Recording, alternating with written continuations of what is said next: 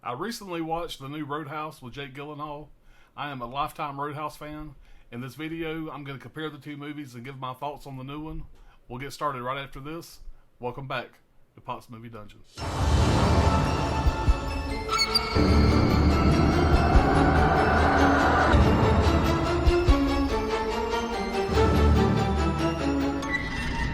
Roadhouse.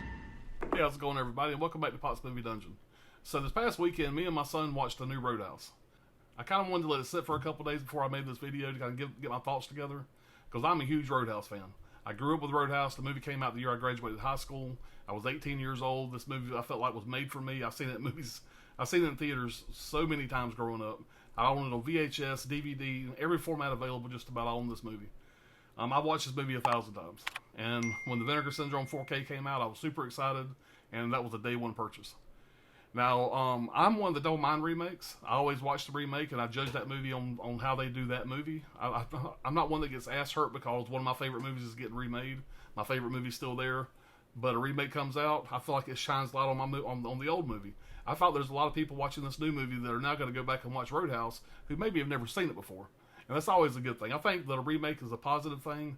Now, a lot of times a remake sucks ass, and that is what it is. You still have your original movie. You just forget it even exists. Now, as far as this remake goes, I feel like they did a really good job. Now, just going into this movie is nowhere as good as the original, by no means. To me, if this movie was not even called Roadhouse, if they were to call it something else, I feel like that it would totally work, because they really changed the story around so much that there's very little resemblance to the original Roadhouse, other than there being a bar and somebody going into the bar to kind of help clean it up. Other than that, whatever, the whole backstory, the characters, everything is way different. Just for example, in the original movie, you have Patrick Swayze, and for whatever reason, in the world of the original 1989 Roadhouse, bouncers are world famous. Everybody knows Dalton. You say Dalton's name, and everybody kind of listens. Dalton. Oh my God. Shit, I heard of you. Same thing with his teacher Wade, played by Sam Elliott. In that world, it doesn't make any sense. It works for the movie. It doesn't make a lot of sense in the real world. But the bouncers are world famous. Everybody's heard of them. So you have Dalton, who's this number one bouncer that basically everybody wants. You have the bar owner of the Double Deuce, which, appreciate the shirt. Owner of the Double Deuce, who comes and hires him to come clean up his bar. Okay, so now that's how the story starts. You have Dalton going to this bar in the middle of this podunk town, which you have a bad guy. And something else I want to say before I get too all over the place here. To me, the better the bad guy, the better the movie. The bad guy in the old Roadhouse and the bad guy in the new Roadhouse, it just, there's no comparison. No comparison at all. So the biggest reason for me that Roadhouse works is you care about the characters. Even the side characters don't have a lot of speaking lines or whatever. You end up caring enough about those characters that when something's going on, you care about what happens to them. The problem with the new movie with Jake Gyllenhaal is you don't give a shit about anybody. Barely even really care about the Dalton character. And I'll get into more of that here in just a little bit. But you go back to the old movie, you got Patrick Swayze. He's a likable character. I mean, I always loved Patrick Swayze. I think he was a great actor. And this is one of the best things I think he's ever done. I know Ghost and I know all the other shit out there, but Roadhouse is my favorite Patrick Swayze movie. Now, enter Wade. Now, here's one thing, that was the biggest difference between the two movies, and I'm really glad they chose to do it this way. You have Wade played by Sam Elliott. Now, he is by far the best part of the movie. Exactly right. Sam Elliott's character, Wade, is one of my probably, I would say, top 20 characters in movies of all times. And he's not in the movie a whole lot. You really don't meet him until probably about halfway into the movie. But when he's on the screen, he absolutely steals the show. I am so glad that in the new movie there was no Wade character. They chose not to pick anybody to try to play the Wade character in the new movie. I thought that was very smart, because you have a character as iconic as Wade is, whatever the Sam Elliott played in the original, you just don't need to touch it. And I think that was a very smart choice. The bad guys in the old movie were great. Some of them didn't have any lines. They were just enjoyable. You got to know all the bad guys a little bit, enough to at least know when they were there. You kind of knew each bad guy's personality pretty much. The main bad guy, played by Marshall R.T., whatever, Jimmy, he was a complete douchebag. He was a bad guy that you loved to hate. And the final fight between him and Patrick Swayze was fantastic. Everybody, I'm sure, has at least seen that fight if they hadn't seen the movie. You got the love interest played by Kelly Lynch. Kelly Lynch was a looker. She was good in this movie. I've never been a big Kelly Lynch fan, but for what her role was in this, I thought it was great. And I want to talk again about the bad guy here, played by Ben Gazzara, however you say his name. Right, J.C. Penney is coming here because of me. You ask anybody, they'll tell you. He played the character Brad Wesley. I know Brad Wesley, not a very intimidating name, but he was fantastic. Now, talk about a slimy piece of shit son of a bitch that you just absolutely hate. And like I said, in a movie like this, you need to hate the bad guy. Whenever Patrick Swayze is going after the bad guy, you need to be rooting for Patrick Swayze to win, but also for the bad guy to lose, if that makes any sense. All the businesses have to pay him like 10% to start off with in order to, to keep running their business in the town. He's pretty much, just eating off the town like a damn vulture or whatever, and everybody's pretty much getting richer. He's basically getting richer as the rest of the town's getting poor, in a nutshell. And just to say the other town members, you got Emmett. I swear he does that just to piss me off. Who does? Brad Wesley. You got Red. You got insurance, don't you? All these characters you give a shit about. And in the new movie, none of that. And so I'm kind of giving you my differences here. I'm all over the place here because I got all these thoughts in my head. I didn't take any notes here. I'm just kind of making this video. With the old movie, I'm just going to try to see if I can kind of make a list here. Old movie, you have characters that you give a shit about. You have solid bad guys. The main villain is somebody that you really love to hate. The person that's fighting Patrick Swayze, you really hate. And you're rooting for Patrick Swayze. You fall in love with him and Wade, and you really, want the good guys to prevail. And these are all things that make up a really good cheesy action movie. Now, I'm going to say this right now: it is hard to get cheese right. When you have a cheese action movie like Roadhouse, it is really, really hard to get it right. There's a few that have done it; most have not. Roadhouse absolutely nailed. You got just enough cheese, just enough action, just enough heart in the movie to make it a fantastic film. Now, I understand this is not an Oscar award-winning film, but for what it is, it's about the best in the business. Now, let's move forward to the new movie with Jake Gyllenhaal. I will say I love Jake Gyllenhaal. He's one of my favorite working actors today. And so I was glad they cast him in this role. And the biggest difference with this one here is you have Jake Gyllenhaal playing Dalton. Dalton is, in this movie, is an ex-UFC fighter who had a bad accident or made a mistake and accidentally hurt or maybe killed one of his friends. Like I said, we're going to get a little spoilery here.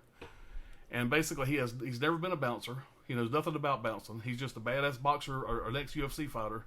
That what he basically does is he goes around these different like bar fights, like unsanctioned fights, whatever, and basically tries to make money doing these underground fights. Well, somebody that owns a bar, this time it's now in Key West, something they call the Glass Key, whatever. Which I'm not even sure if one of the keys is called the Glass Key. I'm not sure. But anyway, the owner of a bar down in Key West, whatever, sees him at one of these fights, throws him an ass ton of money to come down and help clean up her bar. So first off, he's not a bouncer. He's not a cooler. He has no experience whatsoever other than being a UFC fighter and beating people's ass. But she's going to pay him an ass ton of money to come into this bar and clean up the bad element. Didn't make a whole lot of sense there, but let's get past that. He gets down to the bar. He meets a young girl working in a bookstore. This is supposed to be the person that you care about. This is supposed to be the person that you don't want to see nothing bad happen to. If something does happen bad to this person, Dalton's going to get pissed off and kill everybody. And that's what this character's supposed to be. She was good in her role. I didn't really care. Once she was off screen, it didn't affect me. It wasn't anything. She didn't steal the show the way the characters did in the original. You move on to the bar. You meet some of the other guys, whatever, they're not really bouncers, or he kind of hires them to be bouncers. There, one is the bouncer. He brings another guy in. You don't really give a shit about any of them. You don't really learn any story about them. You just don't really care. And they just know him for being this UFC fighter. They're not like, oh, we have the big bad Dalton here that's going to clean up our bar. That's one of the best coolers in the business. It's just a UFC fighter they brought in that's going to beat everybody's ass. Again, story's real thin. Move on to the bad guy. When you first meet the bad guy, played by, his name is Billy Magnuson. I don't know how to say it. Don't matter. Very forgettable. It starts off, you're on a boat. He's trying to get shaved. And it's real bumpy, whatever. Every time the guy cuts him, whenever he gets pissed off. Like I said, the bad guy was what it was. It was okay for this movie. It wasn't horrible, but it's not something that I'm going to go back and watch again for the bad guy. You know what I mean? Now, a little bit later in the movie, you finally get introduced to Conor McGregor. Let's talk about Conor McGregor for a minute. Obviously, Conor McGregor is not an actor. He's never been on a Hollywood set before, so I don't blame him for being a bad actor at all. And like I said, felt like they brought him in to play the role he played, and I thought it was brilliant. Conor McGregor is just being Conor McGregor. Imagine Conor McGregor talking shit before or after a fight, walking out to a UFC fight. That's pretty much what you get in this times 10. No acting ability whatsoever. I don't feel like he's going to be the next Rock. He's not going to be an action movie star. I don't believe, based on what I've seen here. But I will say for this role, his casting was magnificent. And I will say whenever he was on the screen, it was some of my favorite parts of the movie. I thought he did a fantastic job for what his role was. The acting sucked. Conor McGregor was great, if that makes any sense. So as far as Conor McGregor goes, I don't have any hate for him. I think he came in, did a great job of what he was supposed to do. I know I've watched some interviews with him and Jake Gyllenhaal, the way Jake Gyllenhaal knew shit about fighting, Conor McGregor knew shit about acting, and the two of them coming into it kind of blind and kind of teaching each other. Go out there and watch some interviews between the two of them. They're pretty enjoyable. So like I said, Conor McGregor, thumbs up for me. I thought he did a fantastic job for what his role was. Jake Gyllenhaal, fantastic as always. He's very charismatic. He does a great job as Dalton. It's a different take on Dalton. He's always smiling. He's always happy. He has some funny lines. It's everything you want out of a character that's going to play Dalton. And I thought he did a fantastic job. The only thing about him I didn't like was his backstory. And again, there was no characters around him whenever for him to give a shit about that I cared about. And so if he was upset that something happened to this little girl or something happened to whatever, I just didn't care as far as that goes. About halfway in the movie, I realized what I was in it for. I was in it basically just to watch some cool fight scenes, some cool action scenes, and kind of see if they were going to do anything to give any homage, whatever, to the old Roadhouse. And I will say they did one thing that was really cool. In the opening shot, when he gets off the bus, he goes to the little girl's bookstore. You're going to notice right next door to that, there's going to be a restaurant there called the Double Deuce. I thought that was pretty cool. It was a nice little, nice little nod, a little wink to the old movie. Y'all please let me know down below. As I was watching the movie, I was kind of looking to see if there was anything I was missing. I wanted to try to find any Easter eggs or whatever. I noticed that Jake Gyllenhaal's character had a tattoo on his neck that looked like an equal sign. And that was supposedly a nod to Patrick Swayze. And I Googled it from one side to the other, couldn't find out how that was a nod to Patrick Swayze. I know that him and Patrick Swayze had history. They both starred in Donnie Darko. And I know that Jake Gyllenhaal had very high respect, whatever, for Patrick Swayze. And so he wanted to basically give homage to him, whatever, for coming in and kind of stepping into his shoes, playing this character. And supposedly, what he said, the tattoos all over his body. Of course, Gyllenhaal said he had no tattoos in real life. All the tattoos you see in the movie were manufactured for the movie. And supposedly, there's all kind of nods to Patrick Swayze with those tattoos. His actual words were to just pause the movie as you're going through it, whatever, to kind of see if you could pick up on the Easter eggs. I haven't had a chance to do that yet, whatever, but it's something I am going to do at some point. So if anybody knows what any of his tattoos mean as far as a nod to Patrick Swayze, please let me know down below. So in a nutshell, I didn't want this review to be 25 minutes long, so I'm going to try to keep this as short as possible. So I'm going to try to go ahead and get to my point here as far as the two movies. Original Roadhouse, it's a classic. It came out at the right time. You know, the late 80s, the action flicks, the cheesy action flicks were a dime a dozen, and this one rose above all the rest of them. This was one that is timeless. I will always watch this movie, always adore this movie. You have great characters. You have Sam Elliott playing one of the best sidekicks ever. You move forward to the new movie. The bad guys suck. Now, I'm not taking away from Conor McGregor. He is enjoyable.